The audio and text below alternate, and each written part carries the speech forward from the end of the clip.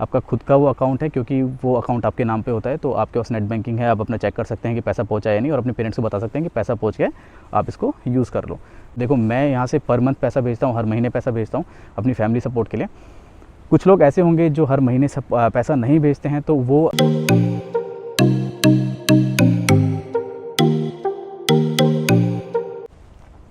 Hello, हाँ जी, नमस्कार। मेरा नाम है संदीप चौहान, आप देख रहे हैं चौहान यूके वाइब्स। तो इस वाली वीडियो में हम लोग बात करेंगे कि अगर आपको इंडिया पैसा भेजना है अपनी फैमिली को सपोर्ट करने के लिए, तो आप कैसे भेज सकते हैं, या फिर मैंने कौन कौन से तरीके अपनाए जिसके थ्रू मैं पैसा भेजता हूँ इंडिया। तो ये वीडियो आपके लिए काफ़ी इंपॉर्टेंट होने वाली है। तो चलिए इस वीडियो को हम लोग शुरू करते हैं। तो देखिए, मैं मेरा एग्जांपल लेके चलूँगा ताकि आपको सारी चीज़ें क्लियर हो, है ना। तो जब मैं इंडिया के अंदर था तो दो चीज़ें मेरे मन में पहले से ही क्लियर थी कि पहली चीज़ ये थी कि मुझे हर मंथ अपने घर वालों को पैसे भेजने पड़ेंगे अपनी फैमिली सपोर्ट के लिए।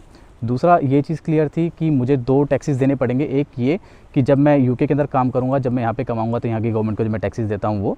दूसरा, जब मैं मेरे फादर साहब के अकाउंट में पैसा भेजूँगा और रेगुलर भेजूँगा, हर महीने पैसे जाएंगे, तो उनको भी वहाँ पे टैक्स पे करना पड़ेगा, क्योंकि उनके पास रेगुलर एक तरीके से वो इनकम आ रही है। और जब आप सभी लोगों को इस चीज़ के बारे में पता है कि 5 लाख से ऊपर जब हो जाता है सालाना, वहाँ पे ईयरली अगर 5 लाख से ज़्यादा अगर आप किसी अकाउंट में जाता है तो वहाँ पे आपको टैक्स देना पड़ता है। फिर 8 लाख का अलग है, 10 लाख का अलग है, जो टैक्स ब्रैकेट है अपने इंडिया के जो अलग है, जो आप सभी लोगों को पता होगा। तो ये दोनों टैक्सेस मुझे देने पड़ते हैं। तो उसी से बचने के लिए मैंने काफ़ी सारी रिसर्च करी, और उसके बाद मुझे पता चला कि एनआरई और एनआरओ अकाउंट के बारे में, राइट। तो जब मैं इंडिया के अंदर था तो सबसे अच्छी चीज़ ये है कि जब आप यूके के अंदर एज ए रजिस्टर्ड नर्स आते हैं तो आपके पास आपका COS होता है, सर्टिफिकेट ऑफ स्पॉन्सरशिप, क्योंकि आप यहाँ पे Tier 2 वीज़ा के ऊपर आते हैं, आप जॉब वीज़ा के ऊपर आते हैं। तो आप जब इंडिया में रहते हैं तभी आप अपना ये वाला अकाउंट खुलवा सकते हैं, राइट। तो इसके अंदर क्या होता है, जब आप एनआरई अकाउंट खुलवाते हैं तो आप अपना टैक्स ऑलरेडी यूके के अंदर अगर पे कर रहे हैं, आपका पैसा जो आपके पास आया है वो आपने ऑलरेडी उस पैसे के ऊपर टैक्स पे कर दिया है, तो वो जो पैसा है आप अपने एनआरई अकाउंट के अंदर ट्रांसफ़र कर सकते हैं, जो कि आपकी जो फैमिली है जिसको आप सपोर्ट करने के लिए पैसा भेज रहे हैं, तो वो वहाँ से निकलवा सकती है। तो मैंने क्या किया, जब मैंने अपना जो एनआरई अकाउंट खुलवाया था तो उसका जो चेक बुक थी और जो ATM कार्ड था, जो डेबिट कार्ड है, वो मेरे फादर साहब को मैं दे के आ गया था कि जब भी आपको ज़रूरत हो तो आप इसमें से पैसे निकलवा लेना, और मैं आपको ये बता दूंगा कि मैंने इतने पैसे डलवाए हैं। उसका एक बेनिफिट और ये है कि जो एनआरई अकाउंट है आप उसको नेट बैंकिंग के थ्रू आप एक्सेस कर सकते हैं। तो आपको ये पता होगा कि जब आप पैसे भेज रहे हैं तो आप अपने पेरेंट्स को बार बार परेशान नहीं करेंगे कि पैसा पहुँचा या नहीं, पैसा पहुँचा या नहीं, क्योंकि आपके पास सारा एक्सेस होगा और आप यूके के अंदर बैठ के ये चीज़ें चेक कर सकते हैं कि जो आपके अकाउंट में पैसा आया है। क्योंकि काफ़ी पेरेंट्स ऐसे हैं जो सक्षम नहीं है इस चीज़ को चेक करने के लिए, नेट बैंकिंग के लिए नहीं है, या फिर बार बार ATM नहीं जा सकते हैं। कुछ रूरल एरियाज़ हैं जहाँ पे ATMs अवेलेबल नहीं है या फिर बैंक्स अवेलेबल नहीं है, तो वो लोग वहाँ पे जाके नहीं देख सकते हैं। तो काफ़ी अच्छी चीज़ ये है कि आप उसको नेट बैंकिंग के थ्रू भी एक्सेस कर सकते हैं, और आप ये भी पता कर सकते हैं आपके अकाउंट में कितना रुपये है और आप कितने रुपये आप लोगों ने भेजे हैं। तो आपको पता करने की ज़रूरत नहीं पड़ेगी कि पैसा पहुँचा या नहीं पहुँचा एनआरई अकाउंट से, है ना। तो ये 2 बेनिफिट्स काफ़ी अच्छे हैं, और जैसे मैंने आपको बताया कि आपको उसके ऊपर कोई टैक्स नहीं पे करना पड़ेगा, उसके ऊपर आपको इंटरेस्ट ज़रूर मिलता है जो भी पैसा आप यहाँ से भेजते हैं। उसके बाद बात करते हैं, जैसे मैंने आप लोगों को कहा कि जब आप यूके आते हैं, यहाँ पे जॉब वीज़ा के ऊपर, Tier 2 वीज़ा के ऊपर जब आते हैं यहाँ पे, तो आपको COS मिलता है, सर्टिफिकेट ऑफ स्पॉन्सरशिप। तो सर्टिफिकेट स्पॉन्सरशिप जब आपको मिलता है तो उसके नीचे आपका एड्रेस होगा, क्योंकि जब आप यूके आते हैं एज ए रजिस्टर्ड नर्स तो यहाँ पे आके आपको OSCE देना होता है। जब अपना OSCE देते हैं तो OSCE का जो आपकी जो प्रिपरेशन होती है उसके लिए आपका जो हॉस्पिटल आपको 3 मंथ का अकोमोडेशन प्रोवाइड करता है। जो आपका 3 मंथ का अकोमोडेशन होता है वो आपका एक तरीके से एड्रेस प्रूफ है यहाँ पे। तो जब आप एनआरई अकाउंट खुलवाते हैं तो आपको यूके का एड्रेस प्रूफ देना होता है। तो जो आपका COS लेटर है, सर्टिफिकेट ऑफ स्पॉन्सरशिप है, आप उसको एज ए एड्रेस प्रूफ वहाँ पे यूज़ कर सकते हैं। अगर देखो, मेरा जो अकाउंट है मैंने HDFC में खुलवा रखा है, बाकी आपकी मर्ज़ी है। आप किसी भी प्राइवेट बैंक में अपना जाके अकाउंट खुलवा सकते हैं, जो एनआरई अकाउंट है वो खुलवा सकते हैं, क्योंकि जो प्राइवेट बैंक की जो सर्विसेज हैं थोड़ी स्मूथ होती हैं और थोड़ी यूज़र फ्रेंडली भी होती हैं, राइट। तो मैंने HDFC के अंदर खुलवाया था, और जो मेरा COS था, सर्टिफिकेट ऑफ स्पॉन्सरशिप, वो एज एड्रेस प्रूफ मैंने यूज़ किया था, क्योंकि जब आप यूके आते हैं तो आपको अपना BRP लेना होता है। जब तक आपका BRP आपको नहीं मिलता है तब तक आपका जो COS होता है, सर्टिफिकेट ऑफ स्पॉन्सरशिप, वो ही एक तरीके से आपका वीज़ा की तरह काम करता है यहाँ पे, ना, क्योंकि आपका जो एड्रेस प्रूफ वगैरह सारी चीज़ें उसके ऊपर होती हैं। दूसरी चीज़ जो आपको चाहिए एनआरई अकाउंट खुलवाने के लिए, वो चाहिए आपका वीज़ा। तो आप जब इंडिया में होता है तो आपको आपका जो वीज़ा है वो आपको वहाँ पे मिल जाता है, और आपका जो पासपोर्ट है, वैलिड पासपोर्ट, वो आपको मिल जाता है। दूसरा आपको चाहिए होता है आपका जो इंडिया का जो एड्रेस प्रूफ है, जो कि अपना आधार कार्ड होता है। तो एक तो आपका आधार कार्ड हो गया, एक आपका वीज़ा हो गया, आपका पासपोर्ट हो गया, तीसरा चौथा आपका हो गया ये क्या बोलते हैं इसको, अपना सर्टिफिकेट ऑफ स्पॉन्सरशिप। उसके बाद बात करते हैं कि अगर आप किसी ग्रामीण एरिया में रह रहे हैं, रूरल एरिया में रह रहे हैं, या फिर अर्बन एरिया में रह रहे हैं, तो उसका भी डिफरेंस होता है, क्योंकि उसके अंदर आपको एक मिनिमम बैलेंस मेंटेन करना पड़ेगा, जो कि अकाउंट मेंटेनेंस के लिए होता है।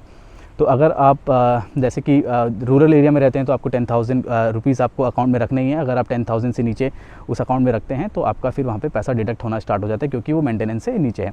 वैसे ही अर्बन एरिया का है, अगर उसके अंदर भी एक लिमिट होती है, अगर उतना ही पैसा आपको उसमें रखना पड़ेगा। अगर उससे कम रखते हैं तो आपका जो मेंटेनेंस है फिर वहाँ से वो डिडक्ट होना स्टार्ट होता है। तो आपको एक मिनिमम अमाउंट है वो आपको वहाँ पे रखना ही पड़ेगा। जब आप अपना अकाउंट खुलवाने के लिए जाएंगे तो आपको इन चीज़ों के बारे में बता दिया जाएगा जब भी आप बैंक में जाते हैं इन चीज़ों को खुलवाने के लिए, राइट। अब बात करते हैं कि मैं यूके से कैसे पैसा भेजता हूँ। अगर एग्जांपल लेते हैं, अगर मेरे को 2 लाख भी भेजने हैं, 3 लाख भी भेजने हैं, 4 लाख भी भेजने हैं, इंडियन करेंसी की बात कर रहा हूँ। अगर मेरे को ये पैसे भेजने हैं तो काफ़ी सारी एप्लीकेशन, थर्ड पार्टी एप्लीकेशन जो कि आप यहाँ पे यूज़ कर सकते हैं, जैसे कि रेमेटली हो गया और बाकी काफ़ी सारी एप्लीकेशन अगर आप नेट पे सर्च करते हैं। तो मैं यहाँ पे किसी को प्रमोट नहीं कर रहा हूँ, एक एग्जांपल लेके चलते हैं। जैसे रेमेटली की बात करता हूँ, तो जब मैं वो पैसा भेजता हूँ तो मेरा, अगर मैं कितना भी पैसा भेजता हूँ यहाँ से, तो वो मेरा 1.99 पाउंड्स लगते हैं, लगभग मेरे 200 रुपये लगते हैं। चाहे मैं फिर 1 लाख भेजूँ, 2 लाख भेजूँ, 3 लाख भेजूँ, तो उसके अंदर क्या है कि जो भी मेरे कन्वर्जन चार्जेस हैं, जो भी करेंसी कन्वर्जन चार्जेस हैं, वो सारे के सारे उस चीज़ के अंदर आ जाते हैं और जो पैसा है मैं आराम से भेज देता हूँ।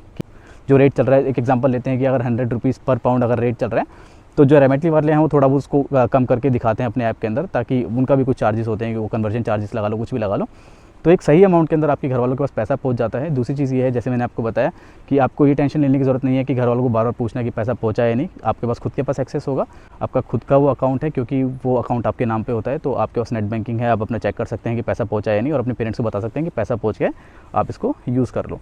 तो मेरे हिसाब से ये जो ऑप्शन है सबसे बेस्ट ऑप्शन है। इससे क्या होगा कि आपके जो फादर साहब का या फिर आपकी जो फैमिली में जो भी मेंबर है जिसके पास आप पैसा भेज रहे हैं, तो उनका टैक्स नहीं लगेगा। क्योंकि देखो, मैं यहाँ से पर मंथ पैसा भेजता हूँ, हर महीने पैसा भेजता हूँ अपनी फैमिली सपोर्ट के लिए।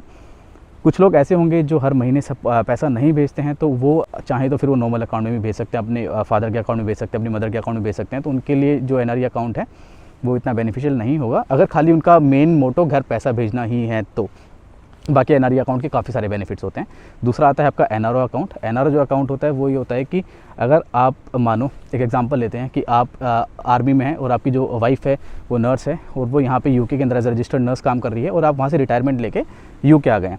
जब आप रिटायरमेंट लेके यूके आ गए हैं तो आपकी आर्मी की वहाँ पे पेंशन आ रही है, या फिर किसी भी चीज़ की आपकी पेंशन लगा लो, आर्मी की बात नहीं कर रहा हूँ, किसी में भी अगर आपकी कोई एम्प्लॉयमेंट थी और आप वहाँ से रिटायर होकर अगर यूके आते हैं अपनी वाइफ के साथ, अपने स्पाउस के साथ, जो कि यहाँ पे चाहे वो स्टडी वीज़ा के ऊपर हो, चाहे फिर वो जॉब वीज़ा के ऊपर हो, तो जो आपकी पेंशन है वो आप वहाँ से यहाँ कैसे लेके आ सकते हैं। तो उसके लिए आपको एनआरओ अकाउंट खुलवाना पड़ेगा, जो कि आपकी जितने भी जो भी इन्वेस्टमेंट से जो भी आपका पैसा आ रहा है इंडिया से, तो उस पैसे को आप यहाँ पे यूटिलाइज़ कर सकते हैं। तो अगर आपको यहाँ से भेजना है तो वो एनआरई है, अगर आपको वहाँ से मंगाना है तो वो एनआरओ है। तो ये 2 वे कम्युनिकेशन हो गया, एक तरीके से 2 वे फ्लो हो गया पैसे का, कि आप यहाँ से भेज सकते हैं और वहाँ से भी रिसीव कर सकते हैं। तो ये काफ़ी ज़्यादा इंपॉर्टेंट चीज़ है। और मैं ये कहूँगा कि जो भी नर्सिस इंडिया से अभी आ रही हैं फ़िलहाल, और या फिर जो यहाँ पे आ भी गए हैं, तो यहाँ से ना खुलवाने के बजाय आप इंडिया से खुलवाएं। वो ले आपके लिए काफ़ी इजी पड़ेगा और काफ़ी सस्ता भी पड़ेगा, क्योंकि यहाँ से खुलवाना आपको काफ़ी महंगा पड़ेगा उस चीज़ के लिए। तो जो भी इंडिया से नर्सिस आ रही हैं और अभी आने वाली हैं, जो भी फ्रेशर नर्सिस हैं या फिर जिनके पास अच्छा एक्सपीरियंस भी है, मतलब जो भी लोग यहाँ पे आने वाले हैं, तो मेक श्योर कि आप अपना अकाउंट खुलवा के लाएँ। मैं डॉक्यूमेंट्स फिर से रिपीट कर देता हूँ। एक आपको चाहिए आपका सर्टिफिकेट ऑफ स्पॉन्सरशिप, आपका पासपोर्ट, आपका वीज़ा, आपकी पासपोर्ट साइज़ फ़ोटो, और आपका जो आधार कार्ड है, जिससे ये पता चले कि आप इंडिया में आपका जो एड्रेस है वो कौन सा है, राइट। तो ये सारे डॉक्यूमेंट्स आपको चाहिए होंगे।